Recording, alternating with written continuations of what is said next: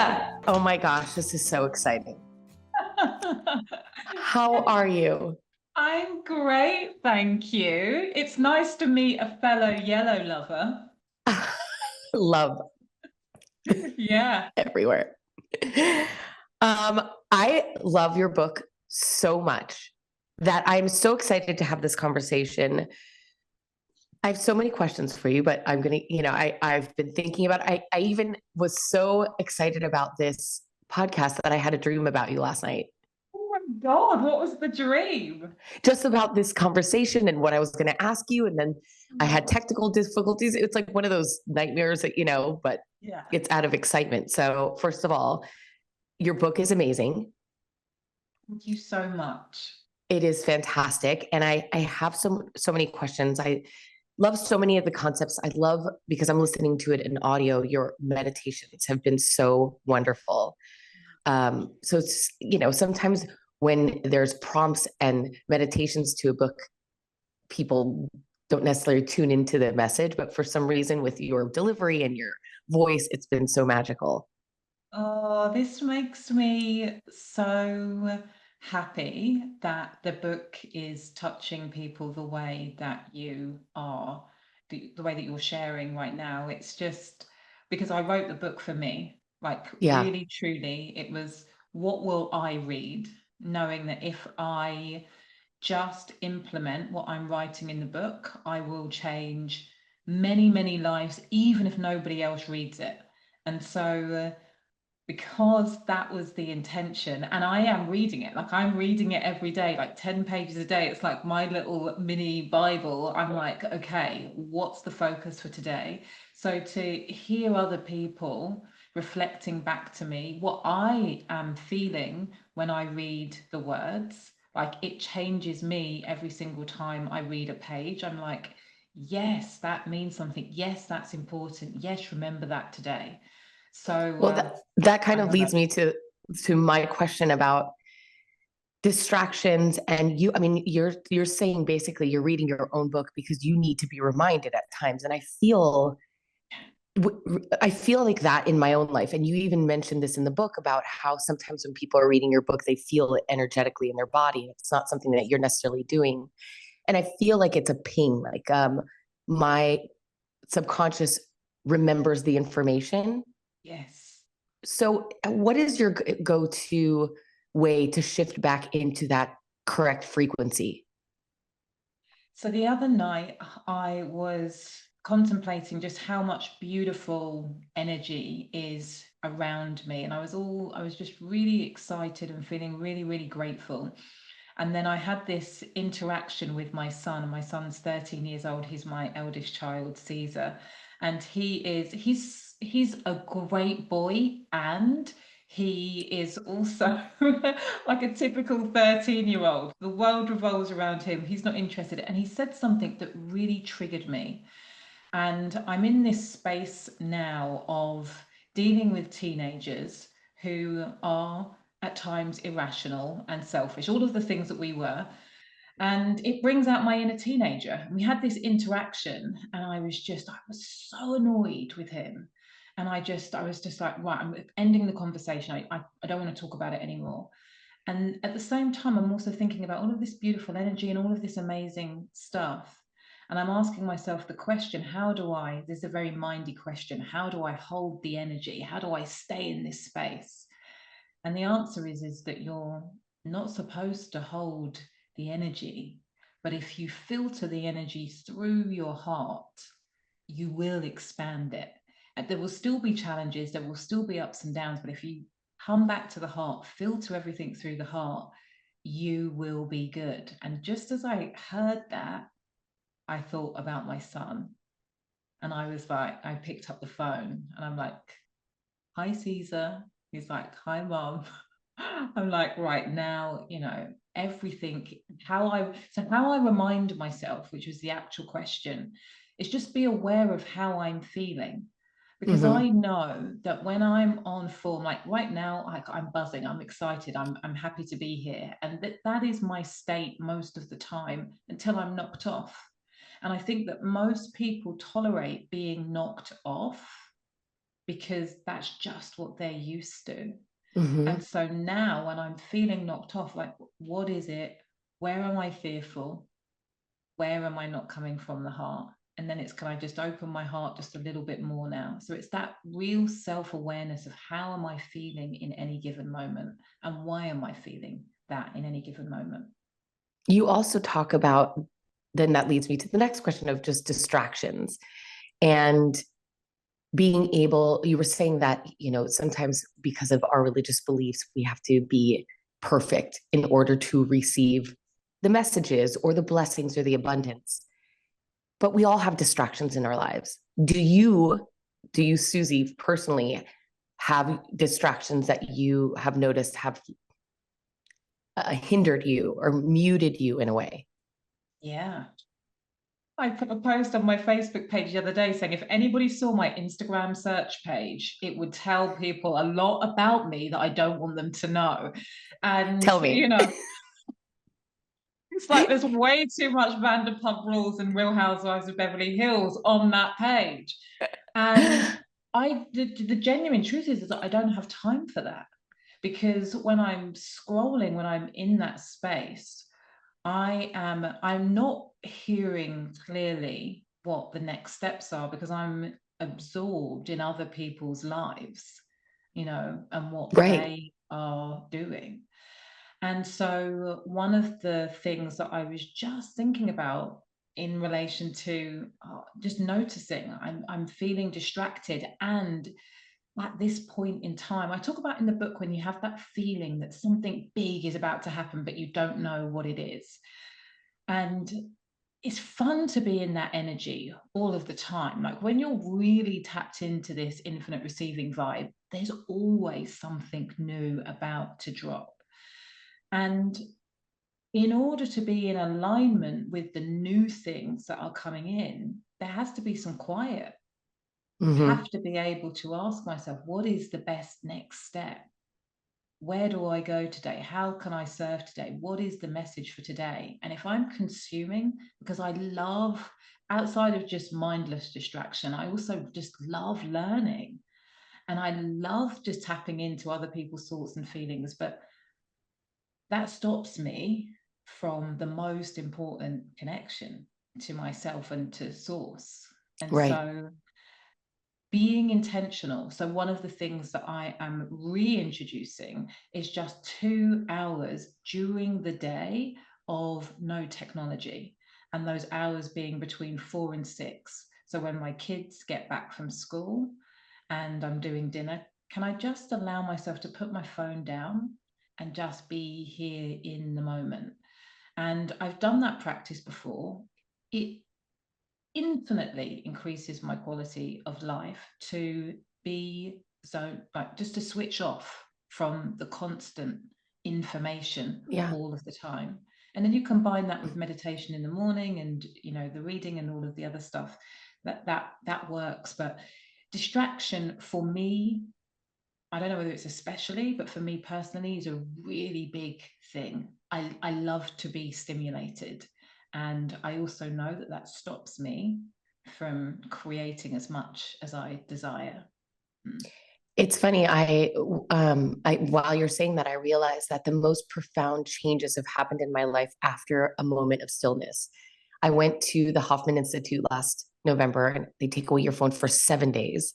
Yeah. And all of that time alone and being able to just sit still brought so many messages. But I think that's probably the case in most retreats where it's a digital detox. You don't have a choice but to go within. Yeah. Most people are scared of themselves. What am I going to find? You know, in the same way as, what will my life look like if I ask the question, what is it that I want, and then allow myself to be the person who can create and allow what it is that I desire?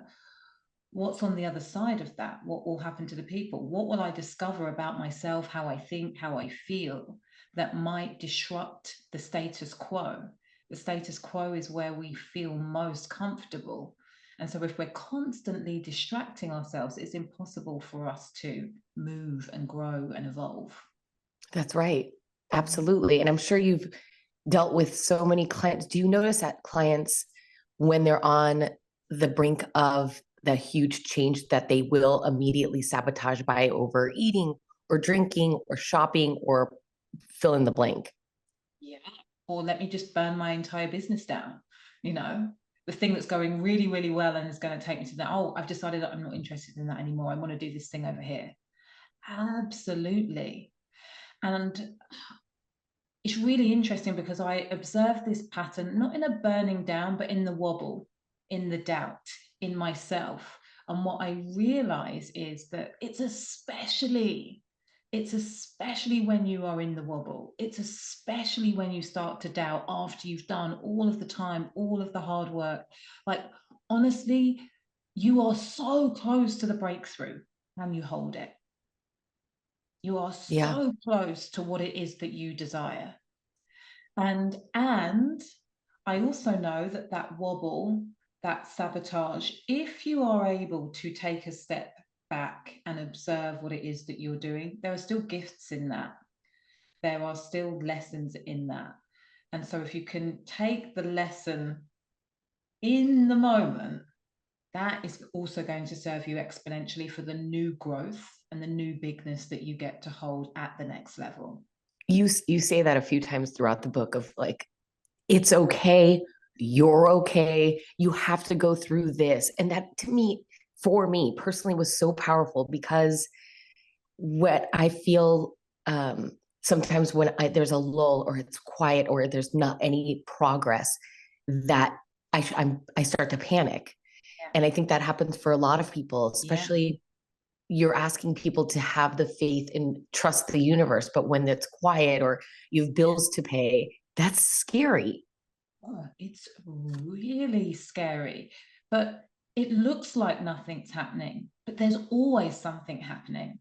And I look to nature, it's like in the winter, it's not that everything stopped, it's just underneath the surface. And so we've got to remember, and even in the writing of the book, before I knew what the book was, the form that the book was going to take, I sat with it for 9 months. That is not me. I have an idea, I go. I have a thought, there's an idea, like I go, go, go, go, go. Like that is me. But with this flipping book, it was like, that's not it. You need to wait. And again, I think that that was just training for me and the new version of me, the person who's sat here today. I was learning a lot in the pause. I was learning to trust. I was observing what I needed to let go. Mm. You know, during that time, I let go of a 7-figure revenue stream. So on the outside, it could look like that could look like sabotage. Yes. But there was I needed to learn a deeper level of trust, the deepest level of trust in myself, in the fact that I'm always supported at all times, and what alignment really, really means. And Right. if I hadn't have let that go, then I genuinely don't believe that I would be sat here with you. And so, okay. I completely understand too. I'm also a single mama to an 8-year-old, and there's just a lot of pressure. It's a lot of pressure as a mom Yes. and as a businesswoman and as self. So how do you stay in high frequency? What are your tools? I know you love Yeah. to dance. Yeah. I think one of the things though is that I've reframed the need to stay in a high frequency, because I think in the past when I used to think about manifestation and creating my life, the idea that I needed to stay high meant that if I was having a down day or if something bad happened, it didn't really give space for those emotions, and I know that they are really important. I think that my biggest driver and what started this whole journey is me getting pregnant with my son, and that desire to say to him, you can do or be anything that you want. And so for me, the focus is what am I modeling? Who am I being in this moment that my kids get to observe? And so that means, like, when I have a moment with my son, what he gets to observe is me having a moment, not ideal, but he also gets to see me doing the repair, and that repair Mm-hmm. being quick. Mm-hmm. And I know that the most important thing is that I'm not perfect, but he understands how to navigate ups and downs because he's seen me navigating ups and downs. And so for me, it's always about not how do I keep it the best I can possibly keep it, but it's how do I bounce back? Who am I in the bounce back to being centered, to knowing that I get to open my heart, to knowing that everything that is happening in this experience, not only am I choosing, but my belief is that I have chosen this path, but also my kids have chosen me as a teacher. They Right. chose my ex-husband as a teacher for all of our flaws, for all of the lessons. And so it's that piece. I'm no longer looking for perfection or to be as high as possible. But because of the life that I'm choosing, and because of the principles within the book, I tend just to be really, really grateful. I tend to just be able to see the magic. Like, God, it's amazing that we're getting to have this conversation. Do you know what I Yeah. mean? Like, my Yes. book has touched you. I'm like, oh my, that blows my mind. I had the most beautiful message from somebody earlier on today, and I just thought, never let there be a time where I am not totally moved by somebody reaching out to me to say that my book has touched them. Like, Yeah. never let there be a time that happens. And I think Never take it for because granted. never take it for granted. I was saying to a friend the other day, I am the person who will literally stop the conversation and be like, oh my God, there's a no. Like, I just, it's that, like, there's a deep appreciation for the magic that is all around me. And Speaking of the magic that's all around you, I mean, I know you've coached probably hundreds and hundreds of people, but how does Suzy go from how did you go from your book of hypnobirthing to now being a keynote speaker and motivational speaker? Like, how did that happen? yeah. Um, Gosh, I've got goosebumps. You asked me that question. I don't know how it happened. I don't know. I think that I followed the nudges. And for everybody who's listening to this who has a business, I think one of the things that holds so many people back is the idea that this is where I started, this is how people know me, this is who I'm supposed to be. And I think that every time I got a nudge, like, you need to move a little bit more to the right, or you need to go a little bit more to the left, actually, I followed it.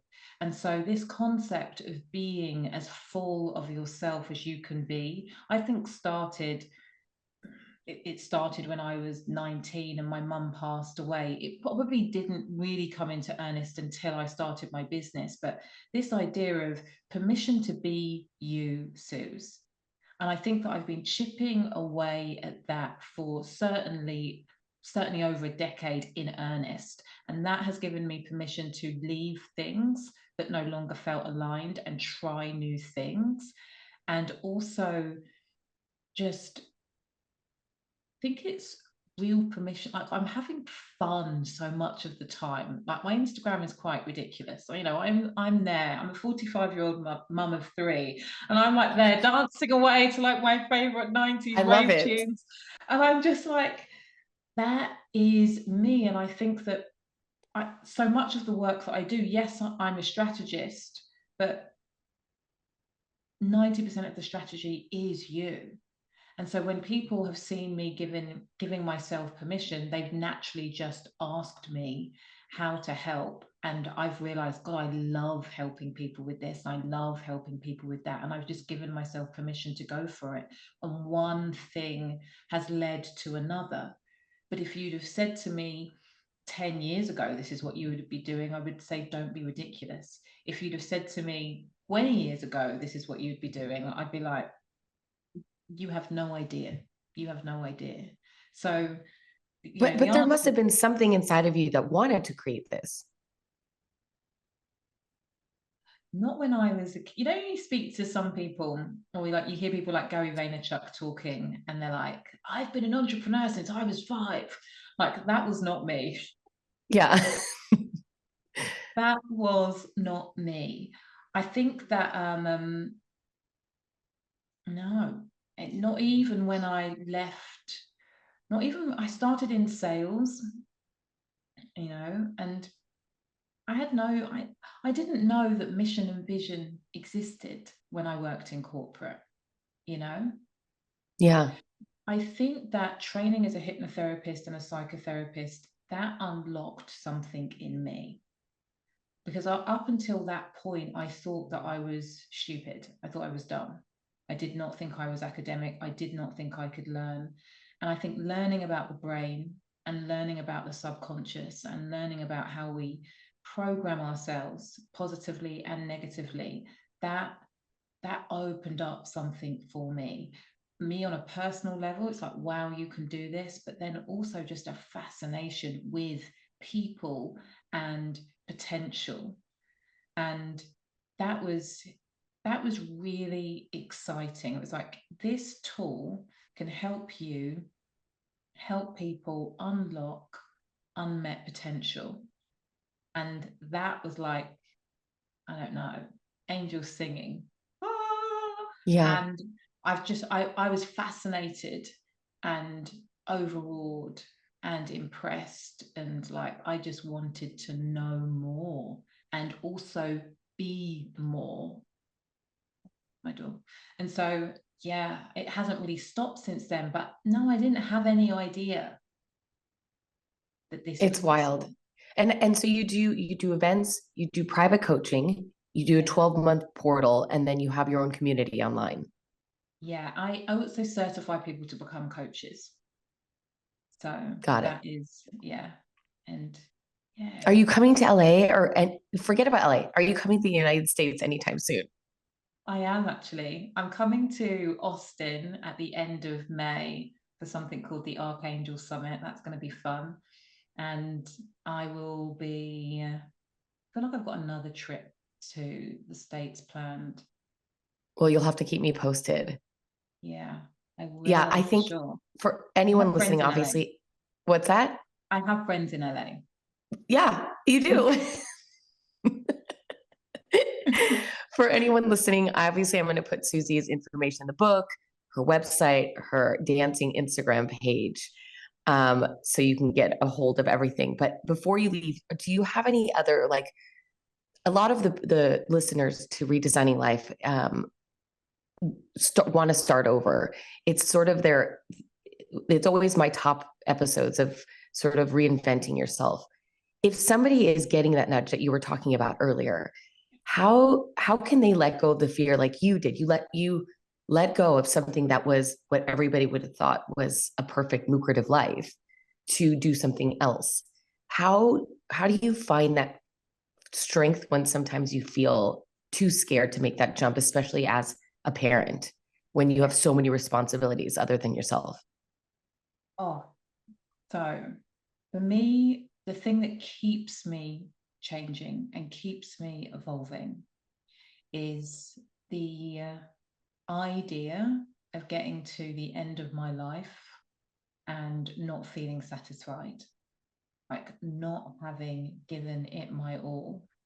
And I think that one of the blessings of losing my foster mother when I was 19 was really understanding that tomorrow is not guaranteed. So you can hold on to all of the things that you know are not serving you because you're afraid of what might happen. But you also might not have the opportunity beyond the next 6 months to rectify that, the next year, the next 2 years. Everybody lives their life as though we're going to live forever, and we're not. Right. And that is the thing that I keep so front of mind. So that's the first thing. The second thing is that my children, for all of the mothers out there who are like, I need to stay safe for my children, I always invite you to look at the compromise you're making and ask yourself, would you want them to make that compromise? Yes. That is so powerful. I just got chills. Yeah. Because if the answer is no, then you need to model what bravery looks like. what courage looks like. You need to model what failing looks like and picking yourself up and dusting yourself off and then winning looks like. If I you love wouldn't want that. it for them, don't do it for you. Yeah.